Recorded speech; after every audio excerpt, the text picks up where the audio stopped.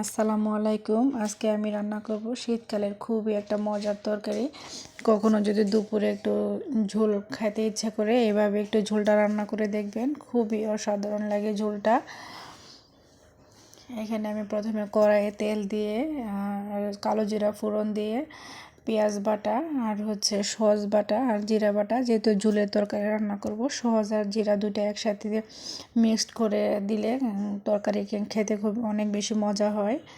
আর দিয়ে দেব পরিমাণ মতো হলুদের গুঁড়া আর মরিচের গুঁড়া আর লবণ দিয়ে সুন্দর করে মশলাটা কষায় নেব। আমি আগে মশলাটাই কষায় নিচ্ছি, কারণ মাছগুলো আমার ভাজা আছে, এই জন্য মাছগুলো আগে থেকে ভেজে রাখছি।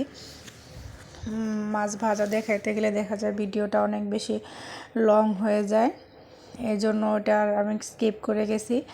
এখন দিয়ে দিব আমি সিদ্ধ আলুগুলা সুন্দর করে কষায় নিব। আলুগুলো আলাদা কষায় নিলে খেতে কিন্তু অনেক বেশি মজা হয়, খেতে অনেক বেশি ভালো লাগে। আপনারা ওইভাবে একটু আলুটা কষায় রান্না করে দেখবেন, খুবই ভালো লাগবে। যেহেতু টমেটো দিয়ে রান্না করব, মটরশুঁটিটা টমেটো আর এগুলা কষানোতে দিলে বেশি ভেঙে যাবে আর খেতে এতটা বেশি টেস্ট হয় না, টকটক হয়ে যাবে। এভাবে রান্না করে দেখবেন, খুবই মজা হয়। এখন দিয়ে দিলাম টমেটো আর মটরশুঁটিগুলা। আপনারা যে কোনো মাছ দিয়ে, শিং মাছ দিয়েও কিন্তু এভাবে টমেটো আর মটরশুঁটি দিয়ে খুবই মজা হয়। আজকে আমি কালো বাউস মাছ দিয়ে রান্না করব। মাখা মাখা ঝোলটা খেতে কিন্তু শীতের দুপুরে ভালোই লাগে, খুবই ভালো লাগে।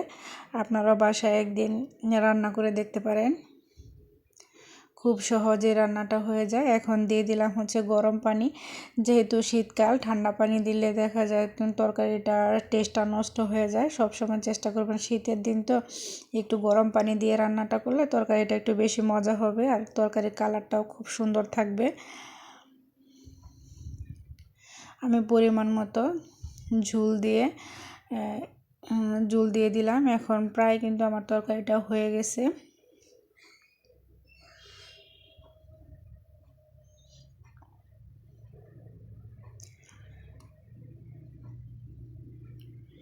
এখন আমি নামাই নেব। এই তরকারিটা নামাই নিলেও কিন্তু অনেক বেশি ঝোলটা অনেকটা টেনে একদম মাখা মাখা হয়ে থাকবে। আপনারা যেরকম ঝোল রাখতে চান ওইভাবে রেখে এভাবে একদিন তরকারিটা রান্না করে দেখবেন, খুবই মজার একটা তরকারি। সবাই ভালো থাকবেন, আমাদের জন্য দোয়া করবেন। আল্লাহ হাফেজ।